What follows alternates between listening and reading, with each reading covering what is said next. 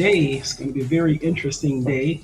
Hopefully, I'm streaming into the unit today. So thank God if I'm able to get a chance to have my patients see me now.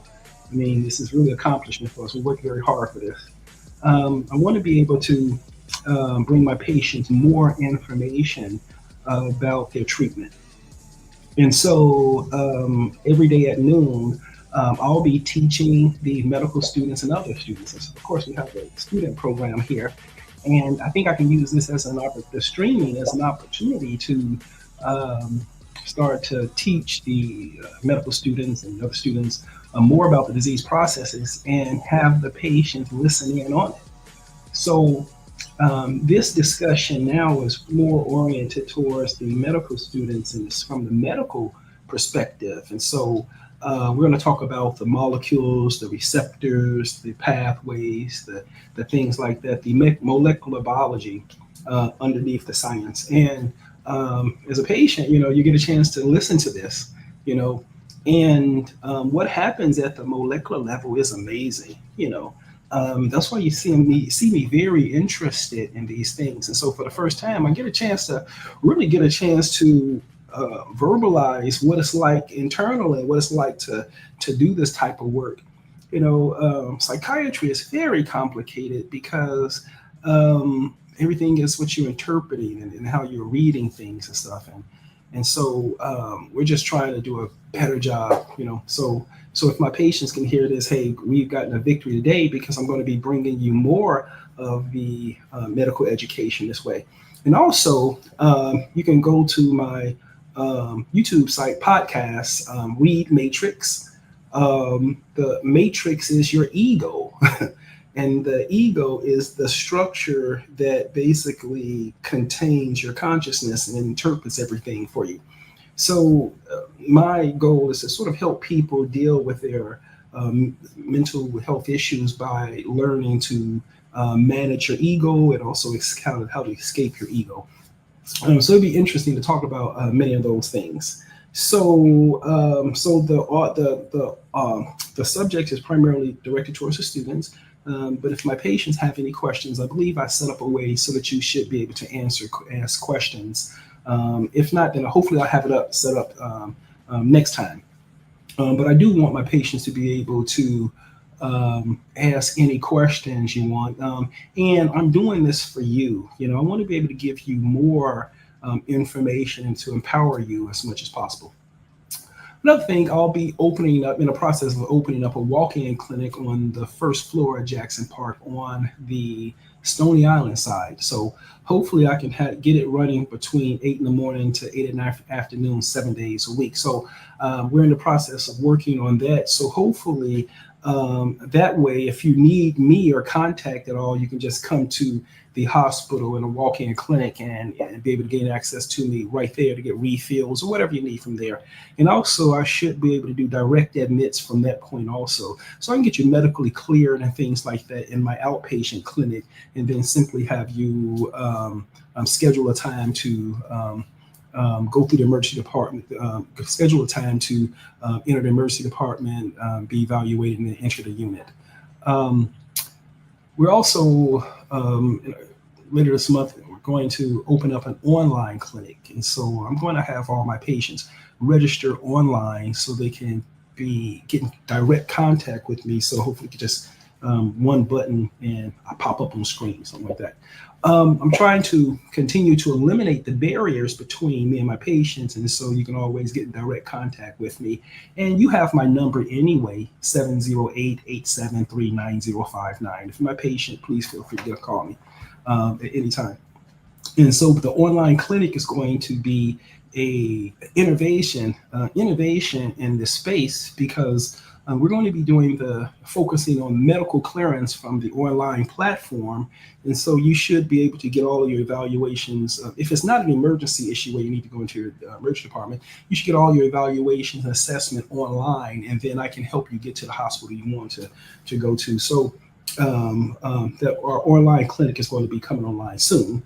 And if you would like to practice with me here at this hospital, I'd love to receive you. If there's any psychiatrist or medical doctor that's interested in practicing with me here, I would love to receive you. I think we have a very good program on Leapfrog. I think we got an A rating on Leapfrog, and I think we worked very hard for that. And we're Safety Net Hospital with an A rating. So it shows that, with very hard work and determination that we can provide the same level of care as the big boys, doing it at a Safety Net Hospital. And it makes it very good. So I'm looking forward to a lot of these changes. Okay. So 6 minutes. Okay. So let me go ahead and get into this. I began a series on networks, describing networks. The first network I described was the mesocortical pathway. The second was the mesolimbic pathway. Now, this structure we're about to talk about now is called the basal ganglia. The basal ganglia is a cluster of nuclei, subthalamic nuclei. And one of the primary roles it plays is responsible for movement, so motor movement. And so when we have difficulty or damage to the basal ganglia or its functioning, it results in movement disorders or movement problems.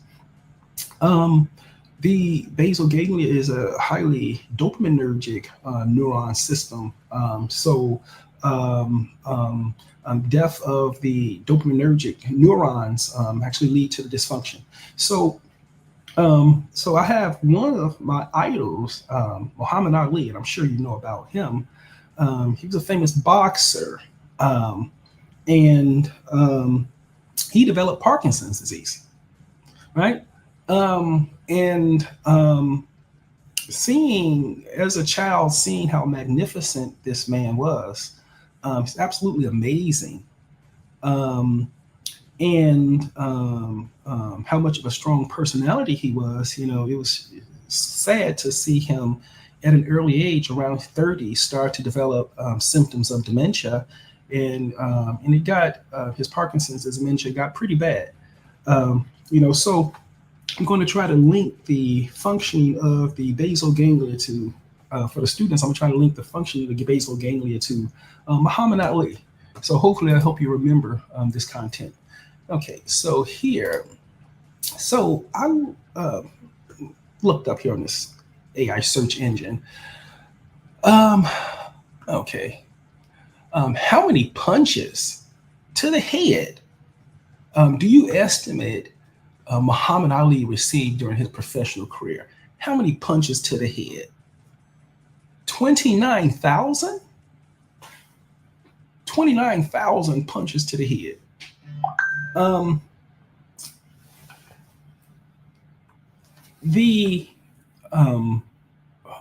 Punching people in the head leads to inflammation.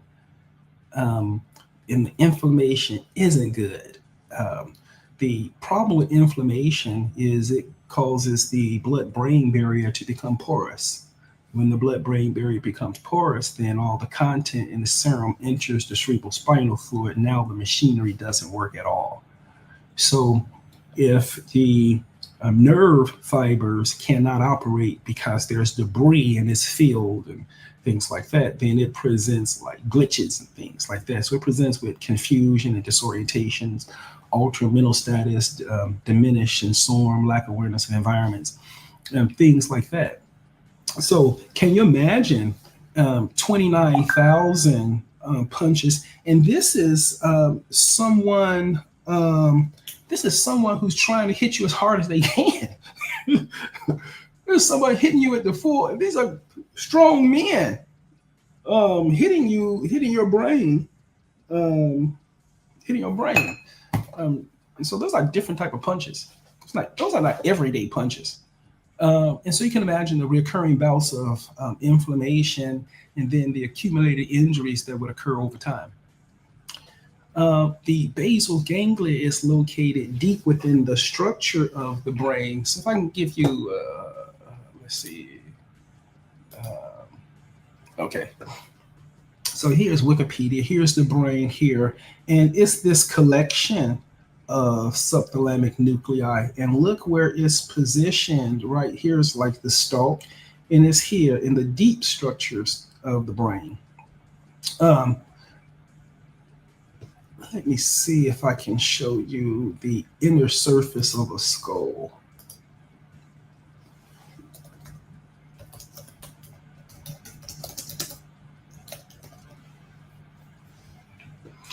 Let me see if I can.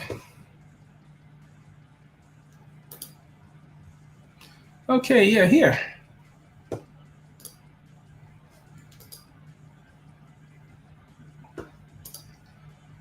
Okay, so here's I don't know if it's going to open up, but what I'm trying to show here, here's this bony region here, and there's not much room. The structures here are cavernous, and they're bony structures that are unforgiving. So when someone punches you in the head as hard as they can, your brain is like the sponge. And the damage can occur at the stalk, significant damage at the stalk, where the basal ganglia is at, and the subnuclei of the basal ganglia is located at. And so 29,000 times. And if you can imagine the reoccurring bouts of inflammation and things like that. And so I in my opinion,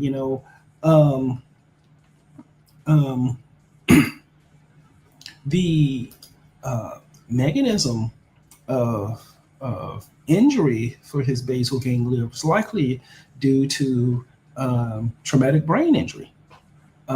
Repeated inflammation, damages to the brain, repeated inflammation to the basal ganglia area, to those and to the point where those nerve fibers they began to die. And when those nerve fibers began to die, he couldn't move his muscles, and so he's like frozen. And so let me see if I can sort of give you an idea of how some of it looks here. Here's just the video, and do you see like the mass facies now? Yeah, we see the mass facies. Yeah, those cranial nerves are still innervated, controlled by the basal ganglia at that point. And if you have a death of dopaminergic neurons, then you have the loss of the decreased production of dopamine from the presynaptic receptors that are no longer there.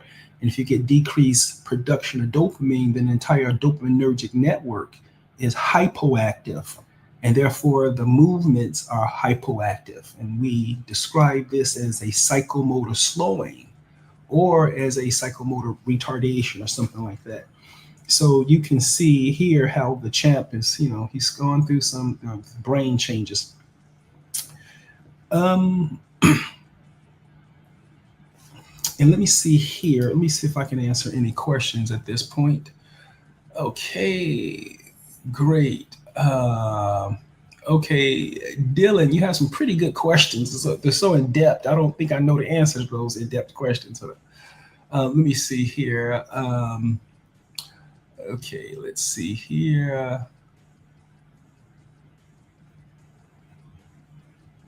Okay, let's see here.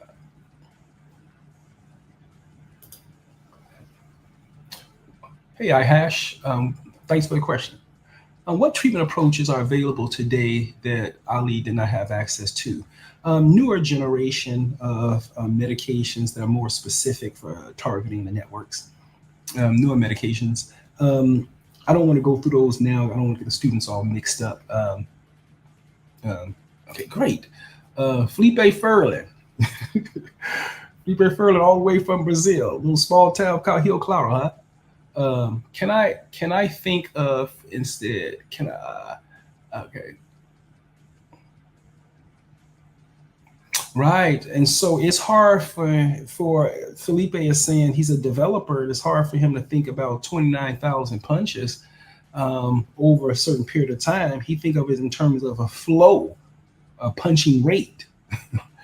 Awful. You're awful. Thanks for the question, Felipe. Hope I answered it. 29,000 punches from a professional boxer career are heavy to take. I don't even find that attractive as entertainment, And, the thought of hitting someone and damaging their brain to win a game, it's too much for me. Next question. Can Parkinson's show up years after the damage began? Absolutely.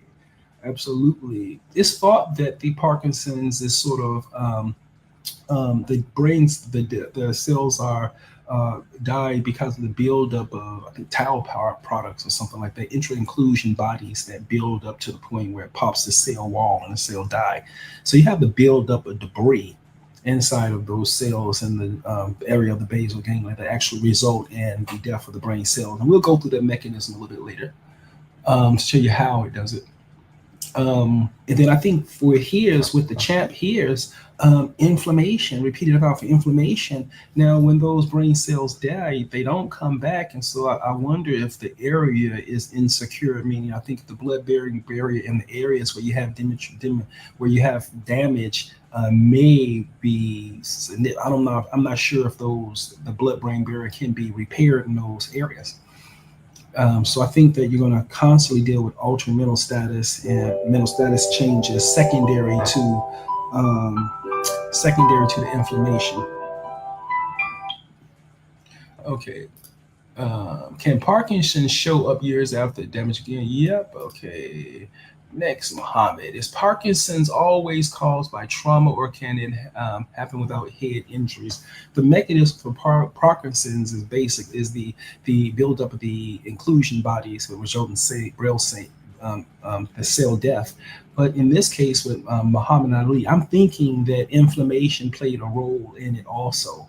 And the reason why is that he had other types of behavioral and other types of problems, besides just movement. Okay. Did Ali's intense medical discipline slow down the progression of the disease? I would think the hyperdopaminergic state of a boxer would probably be too much for his hippocampus and the parts of his brain. So I think being in that state isn't good, that the hyperadrenergic state isn't good. And I think that being in that fight or flight modality causes damage to certain vulnerable area, particularly the hippocampus. That's why victims of chronic stress and abuse usually have memory and then begin to develop cognitive problems as a result of that. So I think that there's a vulnerability being in a fight of your life, and then they're in situations where they get knocked unconscious. I mean, who goes to work and get knocked unconscious and then get up and then just shake it off? That whole fight or flight state is just not good. It's not good. Okay. And so I think that all of these were vulnerabilities set up from the start. Okay. Here, let's go ahead and look at the receptors on the basal ganglia. So after you sort of understand the receptors that are located on the basal ganglia and how they operate, then you sort of begin to understand exactly what medications to use to treat these disorders, right? And so the issue is the death of dopamine neurons in the basal ganglia, specifically in the area of substantia nigra. You can see it on autopsy when you look at it under methylene blue stains. So it's the loss of dopamine. It's dopamine hypoactivity, and that leads to the hypoactive network. So we need to do everything we can to increase dopamine, right? So we the enzyme that degrades dopamine, we need to turn that enzyme off, right? The enzyme that takes the dopamine and from the presynaptic cell that re-upstate the dopamine from the synaptic cleft into the presynaptic cell, we need to turn that pump off, and so that's basically the strategy here. Okay. So the receptor profiles in the basal ganglia, Okay, the basal ganglia contains a diverse array of neurotransmitter receptors, including, remember, dopamine, right? Okay, GABA. Remember, GABA is the main inhibitory present in all cells. Look, fortunately, we have that GABA there. Glutamate, remember, the excitatory neurotransmitter. Glutamate. Of course, remember all the site hyperactivity and agitation, combative, and aggressiveness, right?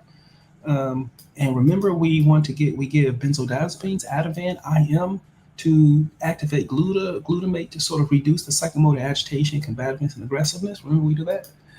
And so here's that story: GABA to relax, glutamate excitation. And then look here, acetylcholine. Okay, and with patients with a cognitive deficit and dementias, even with agitation things, we also use Aricept to help with that. Um, okay, so here, of course, we have the dopamine 1 and 2 receptors. Here are GABA receptors. Okay, chloride channel glutamate receptors. All right.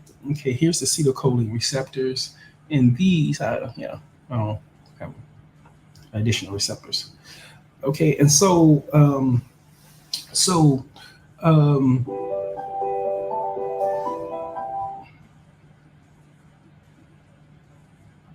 okay, so let's see. Okay.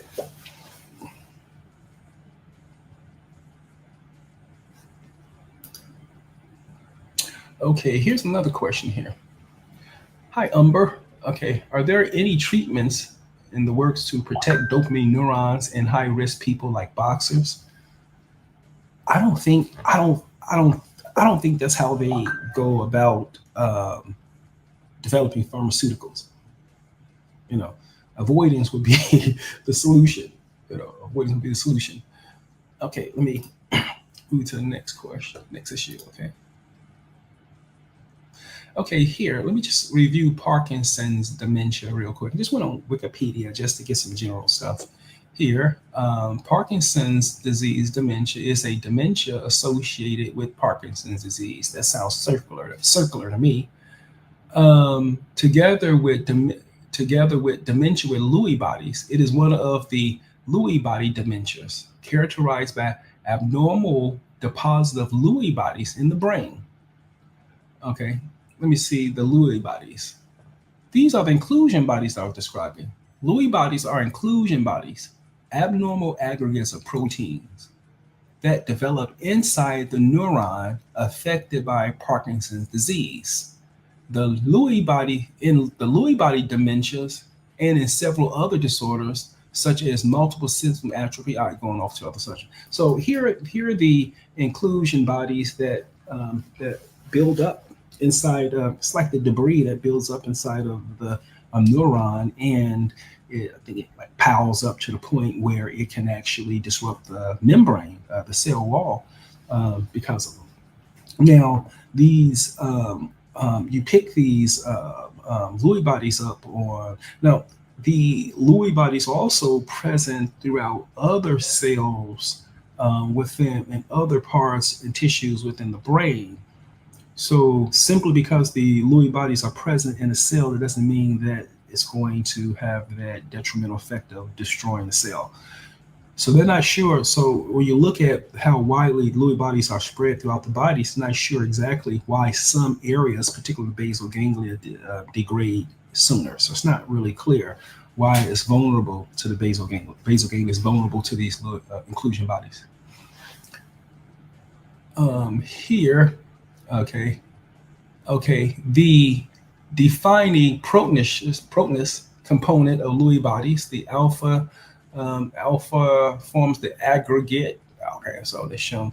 Okay, Lewy bodies appear as spherical masses in the neuronal cytoplasm that can displace other cellular components, such as the nucleus and neuromelanin.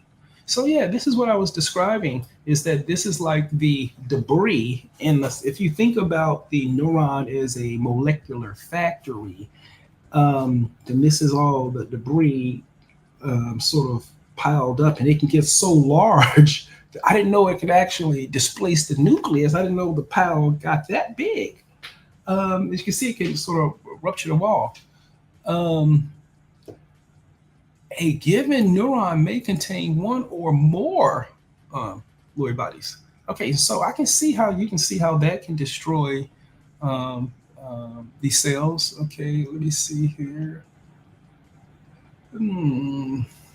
Okay.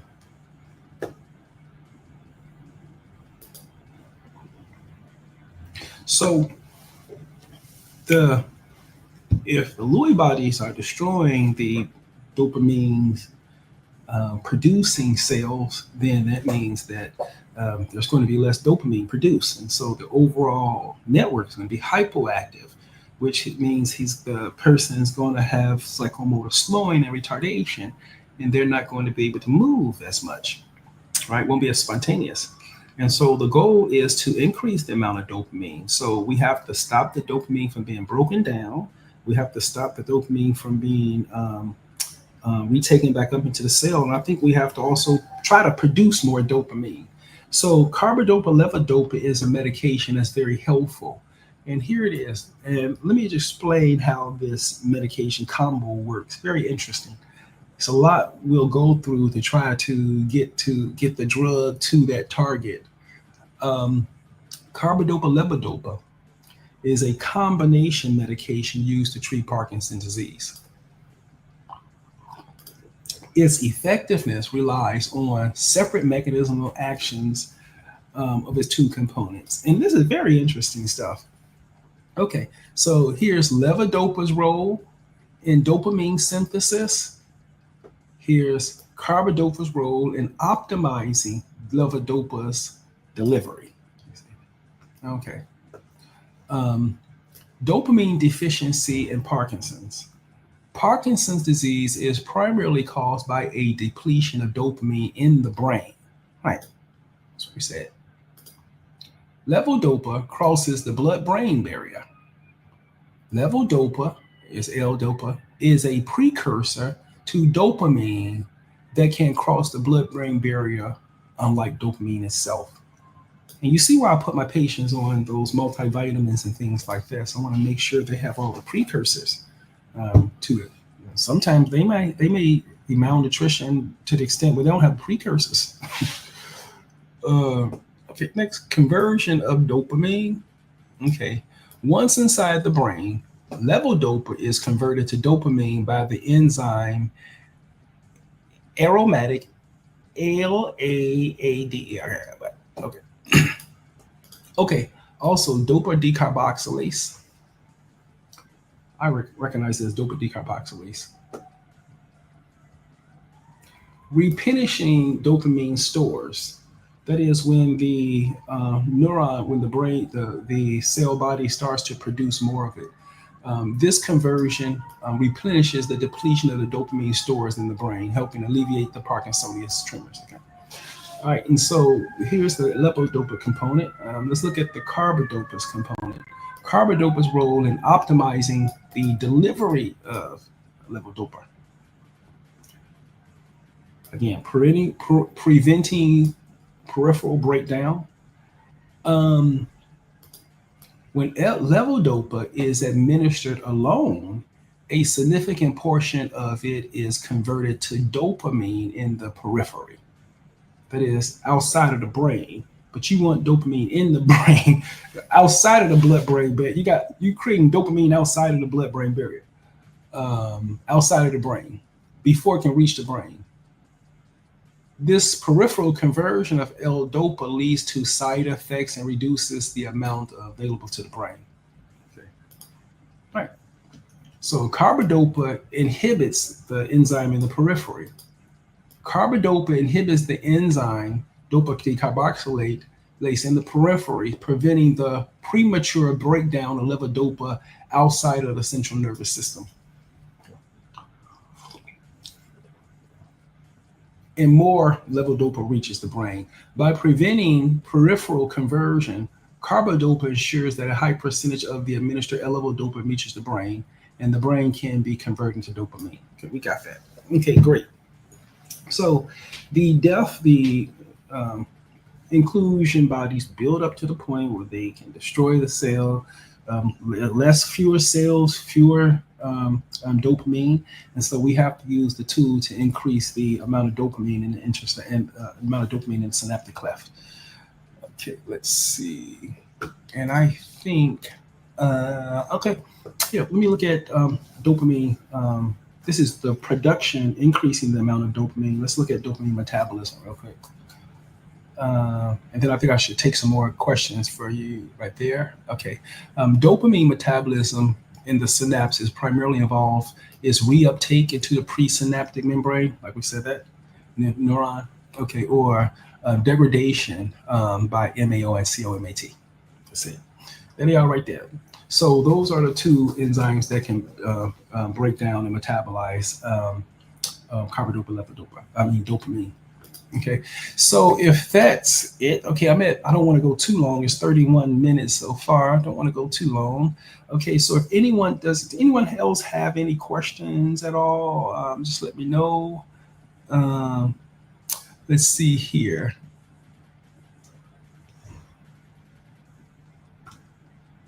Okay, here. Hey, John, thank you so much. Can Parkinson's show up years after brain damage? I would say yes.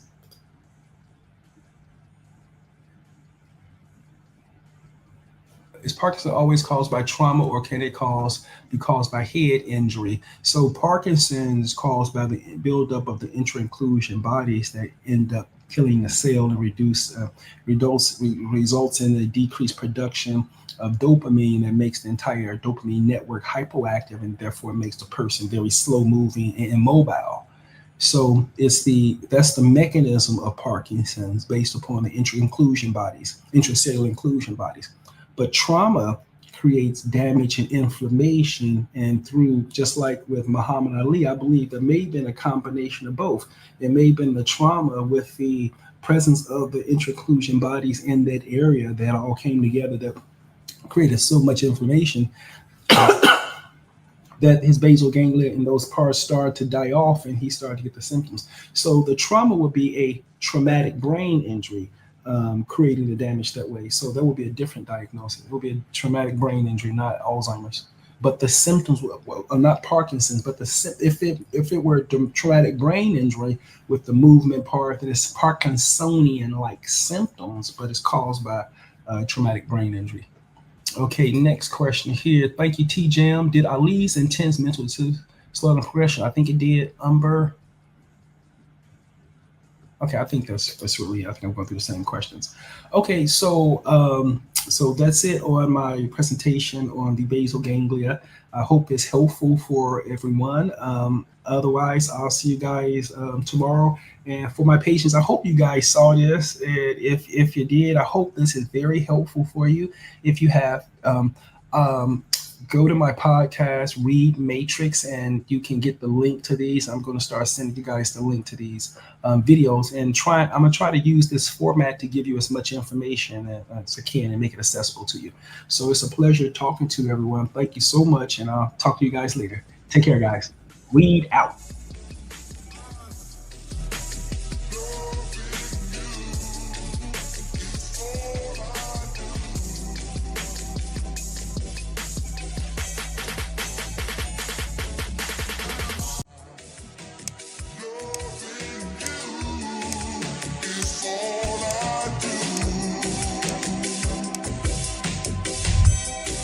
Today I'm gonna finish up a lecture series on the basal ganglia, and let me wait a few minutes, and I'll give some more people a few times to come in.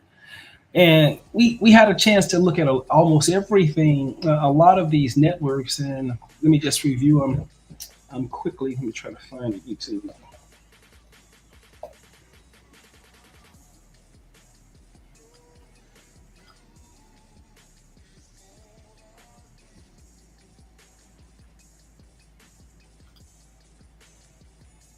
Let me see. Let me see if I can look at here I'm on my channel, Read Matrix here. Let me see if I can sort of review the discussions on the basal ganglia. So here, a couple after this discussion, we're gonna first work on my series on narcissism as a network here at Shakira. Here, Shikari Richardson. While the mental health system can't really protect you from narcs, uh, very interesting series to watch. But here, so you can see the basal ganglia. I believe I'm finished with that. We did the basal ganglia movement disorders. We went through that. Let's see, basal ganglia. We went through understanding Huntington's disease. You know, the G proteins, basically the signaling molecules within the basal ganglia. Then we went through the basal ganglia, the key network and pathways.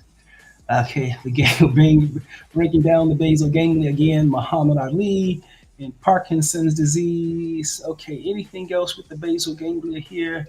Basal ganglia here. Okay, I think that's it. So for today, I think I'm gonna finish up the discussion on the basal ganglia, and it's important for you to sort of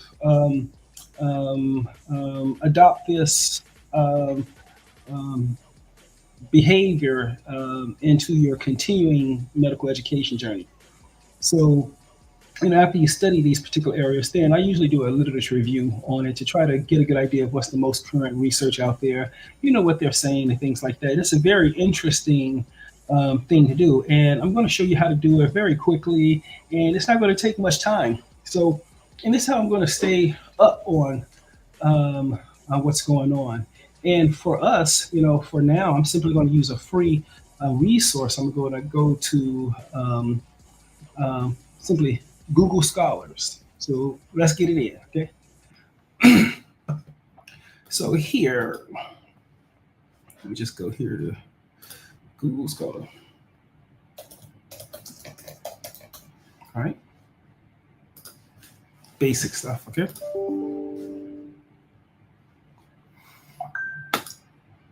Okay. Let's see. First, let me just go through a few things. Well, I'm fine.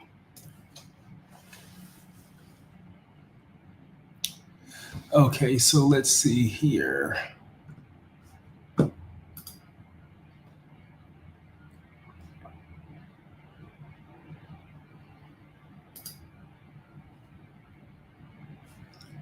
Okay, this is 2025. Oh, 2 days ago.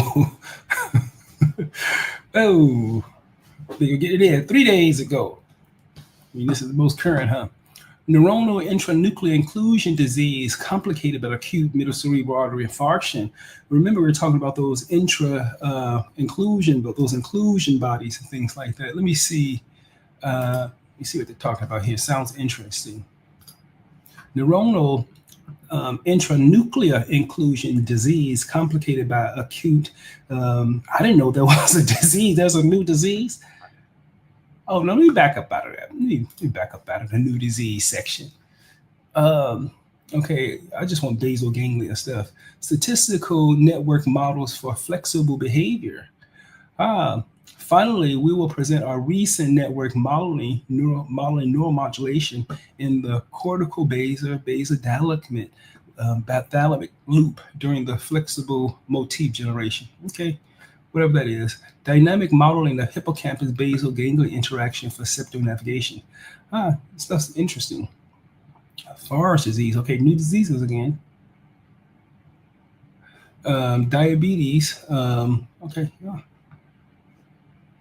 Increased frontal CT binding in Parkinson's disease patients with self-reported RMB. Teaching neuronal images.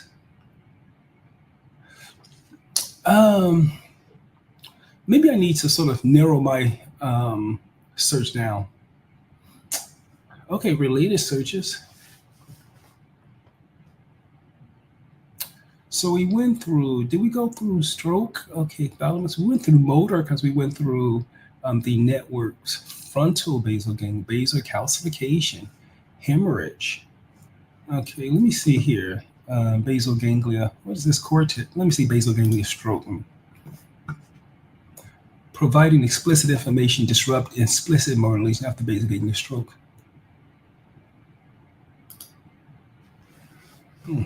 Providing explicit information disrupt implicit motor learning after basal ganglia stroke. Despite their purported neuroanatomic and functional isolation, empirical evidence suggests that sometimes conscious, explicit processes can influence implicit motor skill learning. Yeah, I think that's true. Our goal was to determine if the provision of explicit information affected implicit motor sequence learning after damage to the basal ganglia. Okay, I think that may be too much for its purposes. Movement disorders following cerebral lesion. But okay, I think that this is something useful for us. Movement disorders following cerebral. Okay, great. Okay, movement disorders are primarily associated with basal ganglia and the thalamus, right? Okay, therefore, movement disorders are frequently manifested after strokes compared with neurological injuries associated with other structures in the brain, right? Yeah.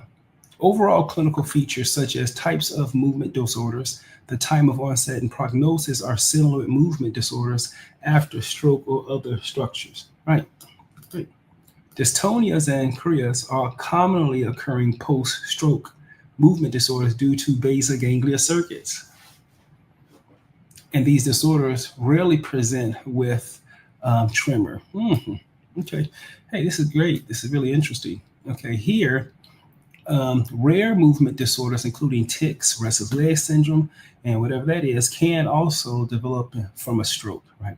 Although the precise mechanism underlying the pathogenesis of these conditions have not been fully characterized.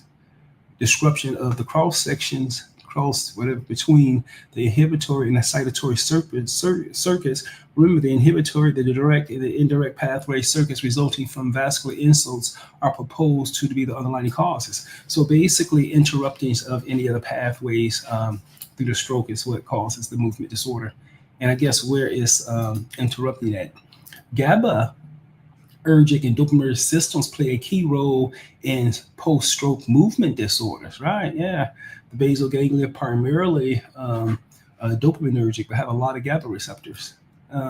This review summarized movement disorders induced by basal ganglia and thalamic strokes according to anatomical regions by which they manifest. Hey, I think this may be a good study for us to look at just for the next 10 minutes. Stuff like that. I'm afraid if I go back into the list, I don't think I'll find anything else. I don't want to blow my routine. I don't want to blow my lecture up. Okay. Great. Movement disorders manifest following a stroke are most frequently associated with lesions in the basal ganglia. That makes sense, right? That's where all the networking is at. And the thalamus is where all the switching is at. The probability of developing a movement disorder after infarction in deep nuclei infarction, such as one affecting the basal ganglia thalamus, is 3 times greater than compared to surface infarction. Makes sense? Okay, let's see here. The frequency of post-stroke movement disorders. Okay, chorea.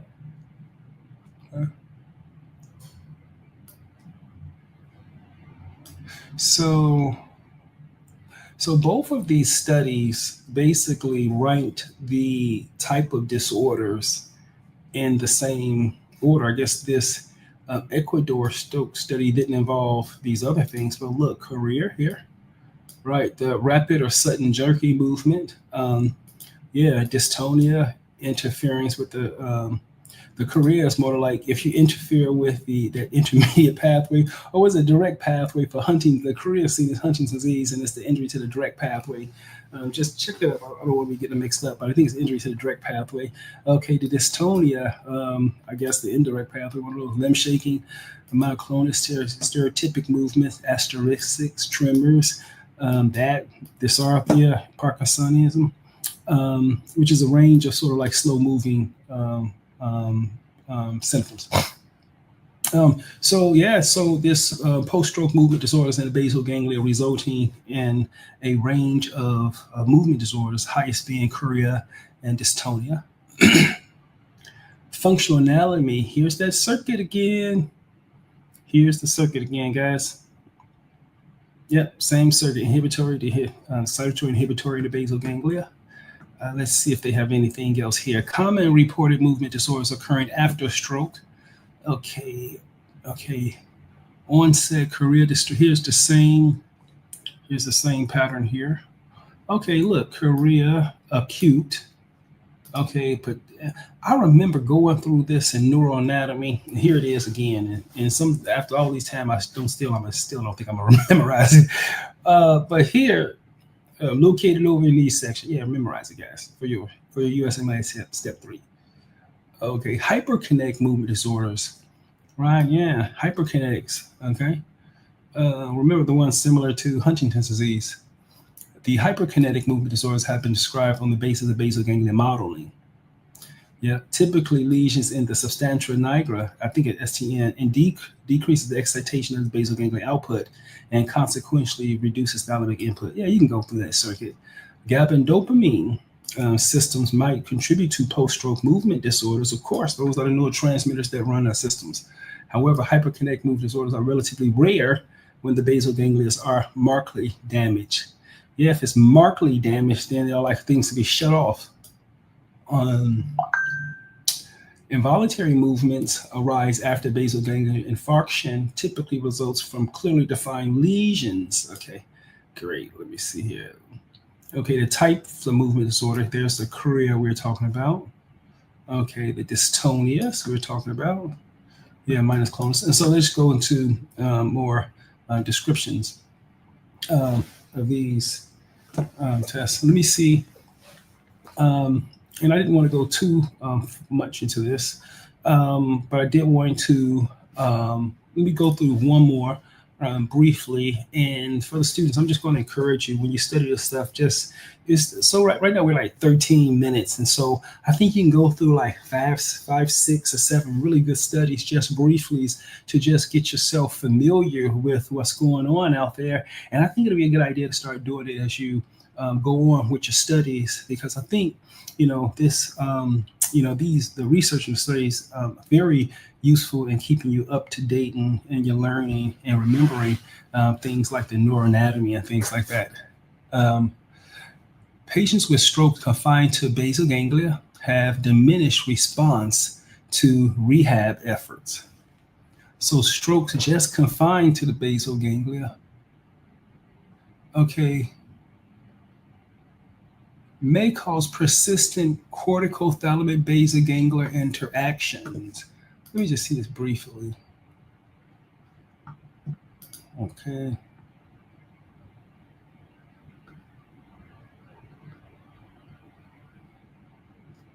Patients with basal ganglia internal capsule injury were more likely to have hypotonia, placid paralysis, and persistently impaired balance and ambulation performance. While all patients had a comparable rehab experience, this result suggested that patients with strokes confined to the basal ganglia and internal capsule may benefit less from therapy.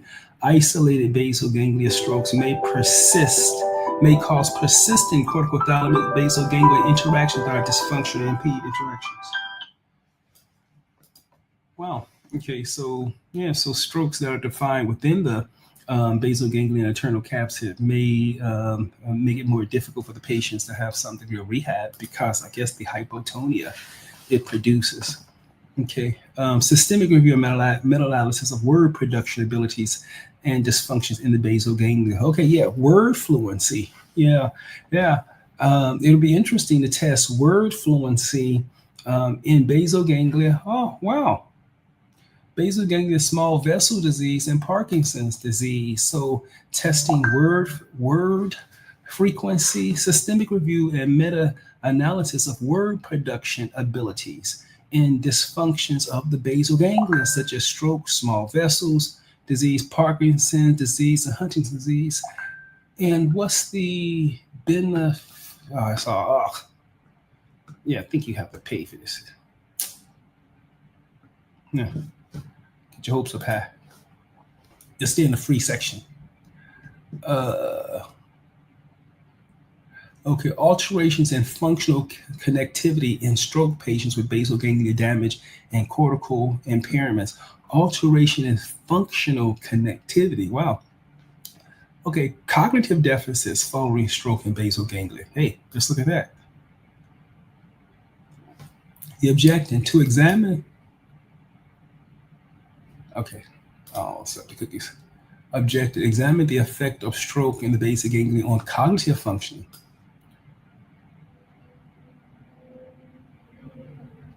The results stress the notion that subcortical damage may lead to substantial neuropsychological disorders and have clear implications for neuropsychological rehab. Yeah, subcortical damage, yeah, damage in the basal ganglia. Okay. But I think that's it for now. So we're at 17 minutes. And so I just encourage you to start looking up on your studies every day, your studies as you go through this. And let me see if I have any questions, guys. So hey guys, thank you a lot for showing up. I appreciate everything. Thanks for the music, guys. Okay, let's see. Okay, let's see. Freaking Flax. Which disorders are more strongly linked to the basal ganglia dysfunction? Movement disorders. And I'm glad the literature review is showing us different types of, after some damage to the basal ganglia, it leads to strokes, the different types of movement disorders a person can have, the highest being choreas, the jerky movements and dystonias and things like that. Okay, and next is Umber. Hey, Umber, how you doing? Why does basal ganglia damage cause slow movements in Parkinson's, but excessive movement in Huntington's? In Huntington's, it's like the brakes are cut off. There's no inhibition, so there's nothing stopping the initiation of movements, right? And in Parkinson's, you get the buildup of the intra-inclusion bodies that eventually destroy the dopaminergic producing cell. When you get a death of enough cells in the basal ganglia, particularly in the substantia nigra, then you get less dopamine in the entire part of that substantia nigra. And so the whole network is hypodopaminergic because the brain cells let's say if you start off with 100 brain cells and 30 of them die out, those 70 brain cells will still not be able to produce as much dopamine as the whole system. And I think it's more like an issue like that. But thank you so much for your question. Okay. Hey, Nayab. Okay, Parkinson's, Huntington's, and dystonia are more related to basal ganglia in terms of mood disorder. Perfect, Nayab, just perfect. All right, guys, and that's all I really wanted to do for today. I'm almost at 20 minutes, and so let's go ahead and wrap it up today. And so if you have any questions, please let me know. But otherwise, read out. Take care of yourself. You have a nice day, guys. Ciao.